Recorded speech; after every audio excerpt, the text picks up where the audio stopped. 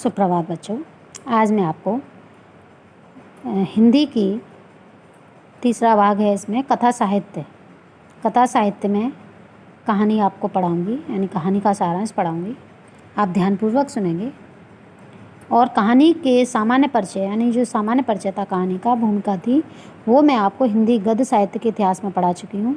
आप उसमें से कहानी के बारे में पढ़ लेंगे कि इसमें कहानी किसे कहते हैं, कहानी के कितने तत्व होते हैं। कहानी के मैंने बताए थे 6 तत्व होते हैं: कथा, वस्तु, पात्र, चरित्र, चित्रण, संवाद अथवा कथोपकथन, भाषा शैली, देश काल और वातावरण, उद्देश्य, और हिंदी कहानी का उद्भव विकास कब हुआ था। ये सब मैं पिछले PDF में पढ़ा चुकी हूँ।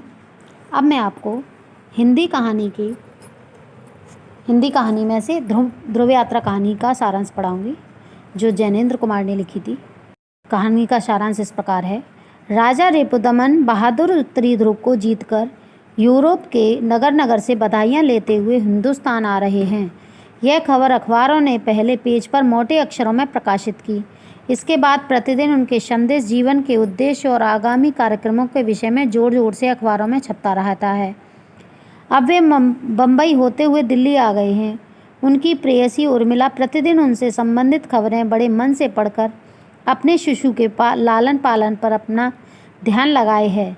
चौथे दिन एक बड़ा मोटा लिफाफा उसे प्राप्त हुआ, जिसमें एक संक्षिप्त खत था। उर्मिला ने उसको भी पढ़कर लिफाफे को मोड़कर उसी प्रकार रख दिया जिस प्रकार से अखबार में उसकी खबर पढ़कर रख देती है। राजा रिपुदमन को स्वयं से शिकायत है कि उन्हें नींद कम आती है और मन काबू में नहीं रहता। यूरोप में उन्होंने मानसोपचार के संबंध में आचार्य मारुति की व्याख्याति सुनी थी। फुर्सत मिलते ही वे उनकी शरण में पहुँचे। आचार्य विजेता के रूप में राजा का अभिवादन करते हैं। रिपुदमन अपनी विजय को एक छल मानते हैं। वे आचार्य को अपनी परेशानी बताते हैं। आचार्य राजा को डायरी लिखने का आदेश देकर कल मिलने के लिए कहते हैं और शारीरिक रूप से राजा को स्वस्थ बताते हैं। आचार्य उन्हें उनके पिता की चिंता के विषय में बताते हैं कि आप अपने पिता की इच्छा के अनुरूप विवाह कर लें। रिपुदमन विवाह को बंधन मानकर इससे इनकार करते हैं, किंतु प्रेम को सत्य मानते हैं। आचार्य किसी भी प्रकार परिजनों से मिलकर परसों मिलने के लिए कहते हैं। समय बीतते बीतते राजा ने एक दिन उर्मिला से सिनेमा के बॉक्स में भेंट की। उर्मिला बच्चों को साथ लाई थी। बॉक्स में केवल बच्चे के नाम को लेकर चर्चा हुई। फिर दोनों जमुना किनारे पहुंच गए। राजा ने कहा, अब कहो, मुझे क्या कहती हो। उर्मिला राजा को अपनी तथा बच्चे की जिम्मेदारियों से मुक्त करती हुई अपने लक्ष्य को प्राप्त करने के लिए प्रेरित करती है। वह कहती है कि तुम्हारी प्रत्येक सफलता पर मुझे गर्व है और मैं उसी के लिए जीवित हूँ। राजा उर्मिला से आचार्य मारुति की विवाह की बात को बताते हैं।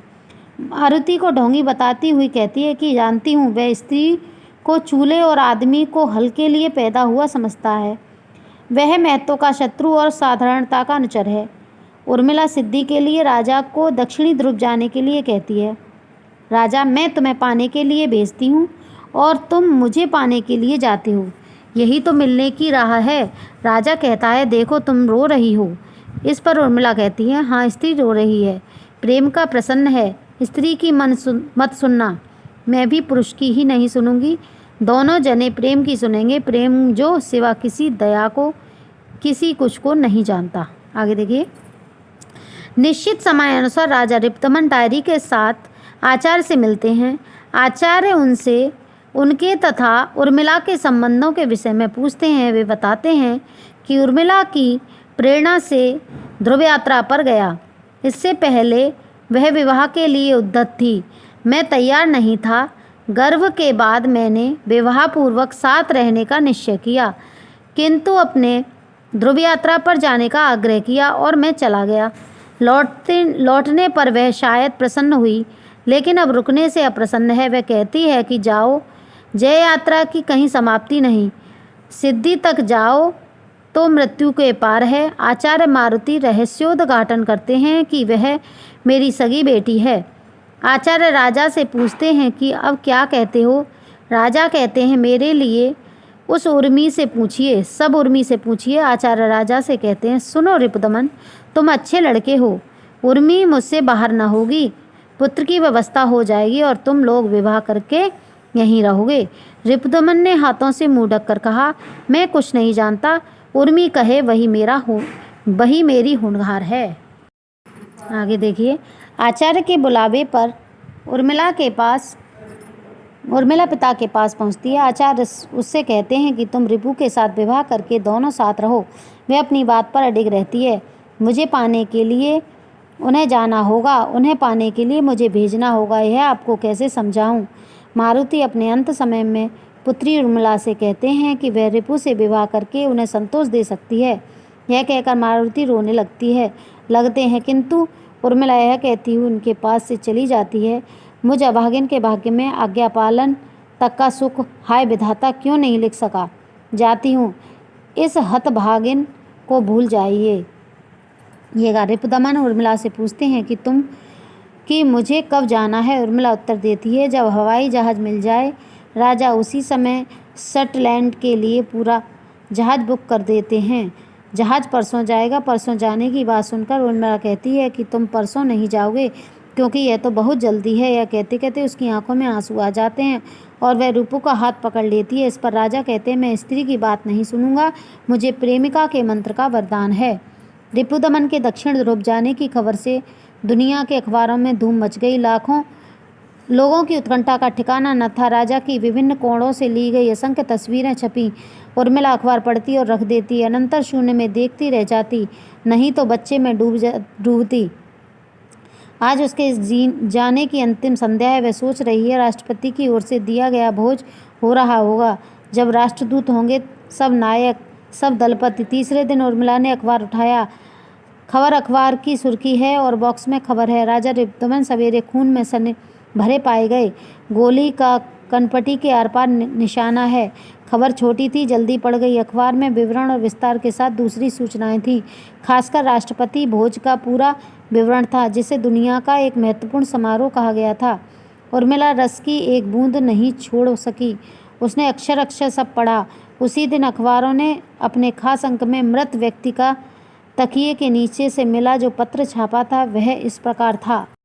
पत्र देखिए, इस प्रकार था। सबके प्रति बंधुओं, मैं दक्षिणी ध्रुव जा रहा था। सब तैयारियां थीं। ध्रुव में मुझे महत्व नहीं है, फिर भी मैं जाना चाहता था, कारण इस बार मुझे वापस आना नहीं था। ध्रुव के एकांत में मृत्यु सुखकर होती। ध्रुव यात्रा मेरी व्यक्तिगत बात थी, उसे सार्वजनिक महत्व दिया गया। यह अन्याय है। इसी शाम राष्ट्रपति और राष्ट्रदूतों ने मुझे बधाइयाँ दी, मेरे पराक्रम को सराहा, पर उन्हें छल हुआ है। मैं यह श्रेय नहीं ले सकता, यह चोरी होगी। उस भ्रम में लोगों को रखना मेरे लिए गुनाह है। क्या अच्छा होता कि ध्रुव में जा सकता, लेकिन लोगों ने सार्वजनिक रूप से जो श्रेय मुझ पर डाला, उसका स्वल्पांश भी किसी तरह अपने साथ लेकर मैं नहीं बढ़ सकता हूँ। यात्रा एकदम निजी कारणों से थी। मुझे बहुत खेद है कि मैं किसी से मिले आदेश और उसे दिए गए अपने वचन को पूरा नहीं कर पा रहा हूँ, लेकिन ध्रुव पर भी मुझे बचना था। नहीं, इसलिए बचना अब नहीं है। मुझे संतोष है कि किसी भी परिपूर्णता में काम आ रहा हूँ। मैं पूरे होश हवास में अपना काम तमाम कर रहा हूँ। भगवान मेरे प्रिय के अर्थ मेरी आत्मा की रक्षा करे।